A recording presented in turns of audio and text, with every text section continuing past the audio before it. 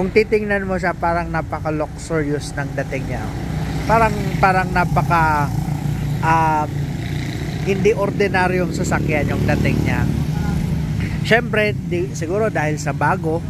So bago sa paningin ng tao yung MG. Yan. Napakalapad niya, napaka wide niya. Kung ikukumpara mo siya sa ibang sedan, siguro para sa yung mga Altis, yung Civic. So ganun yung space na may offer niya sa'yo. So maluwag siya sa interior. And syempre dito sa exterior, mapapansin nyo, ang kapal ng ano niya, ang kapal ng body niya. So yun yung ano, yun yung nagustuhan ko sa kanya. Tsaka matibay yung kaha niya. So MG, yan, MG Morris Garage. So siguro mga ilang years na rin to sa Pilipinas, pero ito familiar na to na Psych Motor. Yan.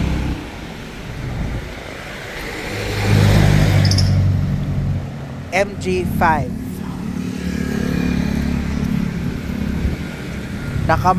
Naka-alloy rim na rin siya. Naka-disc brake. Ay hindi, tama, naka-alloy rim siya. Tapos naka-disc brake sa likod. Naka-disc brake din sa front. Yan. Tapos ang ganda ng design ng headlight niya. May daytime running light din siya.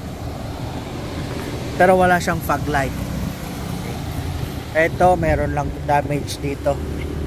Tapos sa likod. Okay. Tapos yung tail light niya, ganun din. Ang ganda ng design niya. Lalo sa gabi, makikita mo ang ganda ng ilaw niya. Dito, yung likod niya, yan. Napakalaki ng space na. Ito, seat cover na lang to. Seat cover na lang to. Napakalaki ng space na sa likod. Ang legroom, ang headroom. Tapos dito naman sa front, yan. So ito yung original ano niya, seats niya, naka-fabric talaga siya. Tapos ang ganda ng design niya, malambot, so very comfortable siya. Very comfortable kapag maupo ka na. Then yan din, features, tingnan nyo yung lock and unlock niya. Syempre power windows, side mirrors, lahat din yan. Powered electronic control. Tapos this 10 inches infotainment system. Ayan. Ang dashboard din niya gawa rin sa hard plastic with silver accent. This one hanggang sa ano niya aircon vent. Tapos ito naka leather siya.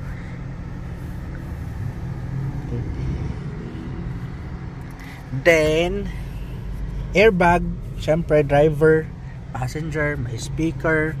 Yan yung ceiling niya. Ganon yung MG. Marami nagtatanong, kumusta naman yan Sir Ton na MG? So far, ito kasi ginamit ko din talaga. Ginamit ko ngayon para ma-feel ko talaga kung anong feel kapag i-drive itong MG. Well, para naman sa akin, performance wise, performance niya, okay din naman siya. Wala din naman problema sa performance niya. Medyo maririnig mo lang talaga yung makina niya, dinig mo yung makina niya. Tapos sa pag-change ng gear, mararamdaman mo rin ang paghatak niya, mararamdaman mo din yung difference niya sa ibang sasakyan. Pero so far kapag tumatakbo na siya, maganda na rin yung performance niya. Tapos di ka rin naman bibitinin sa takbo. And aircon, malamig na malamig. And so far wala pa naman akong naririnig na mga issues sa MG. So ano pa ba? May cruise control na rin pala to. May cruise control. Ito, tingnan nyo. Ito yung cruise control nya. Tapos yan yung dashboard nya.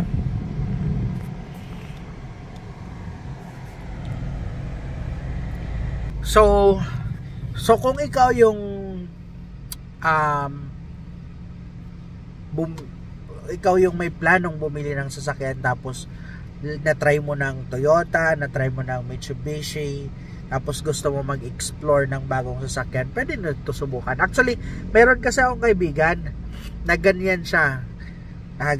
Meron na siya dating Toyota, may naging Mitsubishi niya. Sabi niya, para maiba naman, para iba naman yung maging dating, subukan natin yung MG. Anyway yan niya, hindi naman agad-agad yan masisira in 5 years time, o diba? Reason yun ng ano may pera. But anyway, gano'n naman, totoo naman talaga. So kung gusto mo lang sumubok, then pwede mo ito subukan. Okay? Sa mga nagtatanong, actually ito na feature ko na to siguro mga ilang months na ang nakakaraan. Na feature ko na to, hindi naman sa binibenta, nakisuyo lang ako. Sabi ko, i-try ko lang i-test drive. So pwede nyo balikan yun. But anyway, ito kasi ngayon binibenta na ng owner. So kiusap siya sa akin, baka pwede mo kami matulungan na may benta yung sasakyan. 1 year niya na itong nahulugan. Nakapag down payment sila ng 160,000 and almost 150,000 na rin yung naihulog nila for 1 year. So 4 years na lang yung remaining months. Monthly amortization is 12,400. Yun nga lang, medyo mabigat-bigat ang cash out na hinihingi niya. So sabi niya, baka pwede ako magpa-cash out ng 300,000. And prinangka ko din naman sila. Sabi ko, mukhang imposible po kapag ganyan kasi marami ng sasakyan ngayon na sa halagang 100,000 pwede ka na makapaglabas. So hindi ko rin sa kanya na-promise na baka may kumuha sa 300,000. But anyway, if ever gusto nyo to silipin, gusto nyo i-test drive, pwede naman po. Then yung price pag-usapan na lang ninyo ng owner. Okay? Makipag-negotiate na lang tayo sa owner. So basta ang asking niya nito is 300,000. Ako na magsasabi sa inyo, mataas po talaga yan. Pero kausapin na lang po natin yung owner. Willing naman siya magbaba basta okay naman yung offer sa kanya. May arrears kasi to, may 2 months to na hindi na babayaran.